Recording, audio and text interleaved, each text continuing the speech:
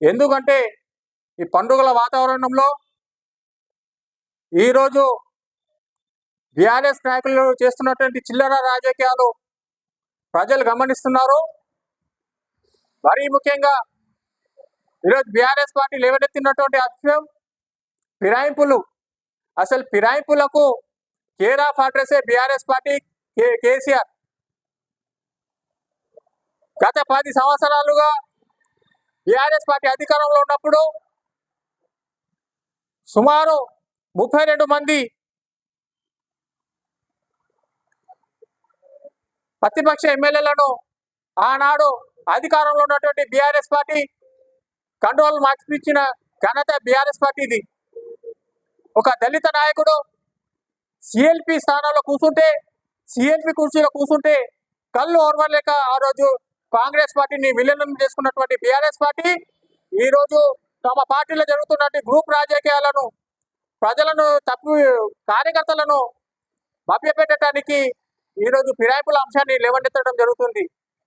ఈరోజు మీ పార్టీలో గత 2 సంవత్సరాలు ఆకేపూడి గాంధీ గారికి మీ టికెట్ ఇచ్చి గెలిపిస్తే ఆ రోజు ఆయన ఆంధ్ర అవార్డు కనబడలేదు.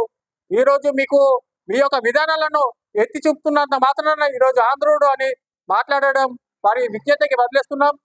కౌశిక్ రెడ్డి గారు ఈరోజు మహిళలను అవమానించే విధంగా, ఆ మహిళా సమాజాన్ని అగౌరవపరిచే విధంగా గతంలో కూడా మహిళా గవర్నర్ అవమానించినటువంటి వ్యక్తికి ఈరోజు బీఆర్ఎస్ పార్టీ ఎమ్మెల్యే టికెట్ ఇచ్చి గెలిపిస్తే ఈరోజు అదే ధోరణితోటి మహిళలపై అనుచిత వ్యాఖ్యలు చేస్తున్నాడు.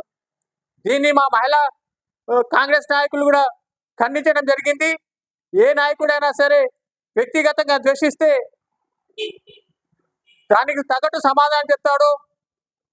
కౌశిక్ రెడ్డి అనేటోడు ఒక సీనియర్ శాసనసభ్యుడైనటువంటి ఆకేపూడి గాంధీగిరి గారిని విమర్శిస్తుంటే ఆయన సమాధానం చెప్పడానికి వెళ్ళాడు.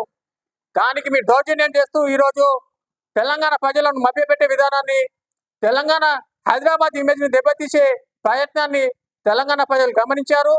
ఇప్పటికైనా తమ పద్ధతి మార్చుకోవాలి. లేకపోతే టీఆర్ఎస్ పార్టీకి రాబోయే కాలంలో ప్రతిపక్ష పాత్ర కూడా ఉండదని హెచ్చరిస్తున్నాం. గతంలో కూడా హరీష్ రావు ఆడిన డ్రామాలు తెలంగాణ ప్రజలు మర్చిపోలేదు.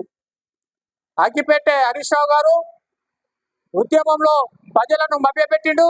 ఈరోజు కౌశిక్ రెడ్డి గారి ఇంటికి వద్ద జరిగినటువంటి సంఘటనలో తన చేయికి దెబ్బ తగిలిందని పట్టి కట్టుకొని ప్రజలను డ్రామాలాడే విధానాన్ని తెలంగాణ ప్రజలు గమనిస్తున్నారు. ఈ డ్రామాలు